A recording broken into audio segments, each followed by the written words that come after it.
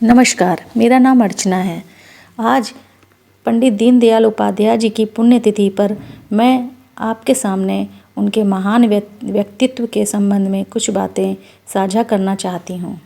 जाने माने विचारक, दार्शनिक और राजनीतिक पार्टी भारतीय जनसंघ के सह संस्थापक पंडित दीनदयाल उपाध्याय जी का जन्म 25 सितंबर 1916 को मथुरा में हुआ था।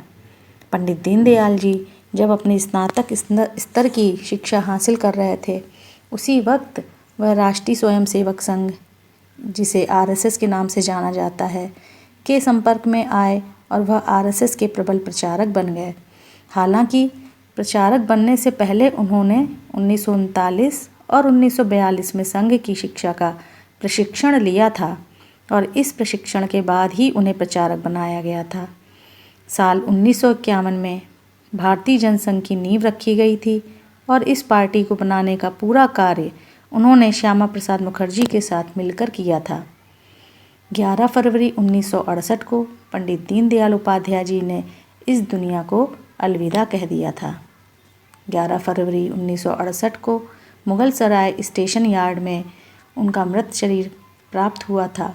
वे पठानकोट एक्सप्रेस से लखनऊ से पटना जा रहे थे। दीनदयाल जी इन सभी के अलावा एक विचारक भी थे।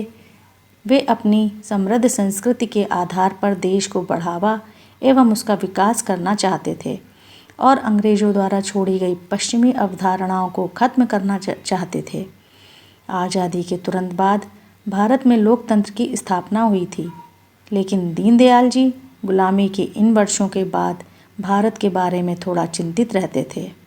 हालांकि उन्हें यह पता था कि भारत में लोकतंत्र शुरुआत से ही है और यह अंग्रेज़ों की देन नहीं है।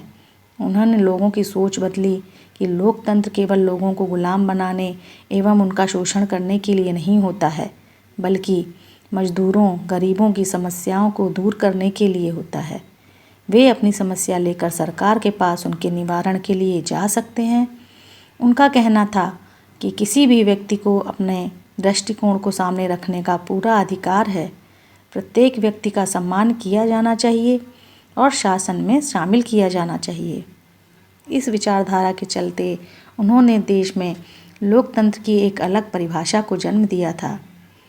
छोटी उम्र से ही संघर्षों से भरा जीवन जीते दीनदयाल उपाध्याय जी समाज के लिए एक मिसाल हैं। कहा जाता है कि वह एक मध्यम वर्गीय परिवार के हिस्सा थे। पंडित दीनदयाल उपाध्याय जी भारत की एक ऐसी हस्ती थे जिन्होंने अपने कार्यों एवं विचारों से लोगों को अपनी ओर आकर्षित किया। वे पेशे से एक महान राजनेता थे। भारतीय जनसंघ नामक बड़ी पार्टी जिसे आज वर्तमान में भारतीय जनता पार्टी के नाम से जाना जाता है, उस पार्टी के अध्यक्ष थे। उन्होंने भारत की आज़ादी के बाद लोकतंत्र को अलग परिभाषा देते हुए देश में निर्माण के लिए कई कार्य किए, जिससे वे आज भी स्मरणीय हैं। धन्यवाद। प्रखर राष्ट्रवादी, उत्कृष्ट संगठनकर्ता, एकात्म मानववाद और पथ प्रदर्शक पंडित दीनदयाल उपाध्याय जी की पुण्यतिथि पर उनको कोटि कोटि नमन। पंडित दीनदयाल उपाध्याय जी के अनमोल विचार इस प्रकार थे। हमारे राष्ट्रीयता का आधार भारत माता है। सिर्फ भारत नहीं, इसमें सिर्फ माता शब्द हटा लीजिए तो भारत मात्र एक जमीन का टुकड़ा बनकर रह जाएगा। लोकतंत्र ना बहुमत का शासन है, ना अल्पमत का, वह जनता की समान इच्छा का शासन है। राजनीति के लिए राष्ट्रीयता नहीं, राष्ट्रता के पोषण के लिए राजनीति होनी चाहिए। वह राजनीति जो राष्ट्र को छीड़ कर दे अवांछनीय रहेगी। विविधता में एकता अथवा एकता का विविध रूपों में व्यक्तीकरण ही भारतीय संस्कृति का केंद्रस्थ विचार है। मानव प्रकृति में दोनों प्रवृत्तियां रही हैं, एक तरफ क्रोध और लोभ तो दूसरी तरफ प्रेम और त्याग। मानव की प्रगति का अर्थ शरीर, मन, बुद्धि व आत्मा इन चारों की प्रगति है। धन्यवाद।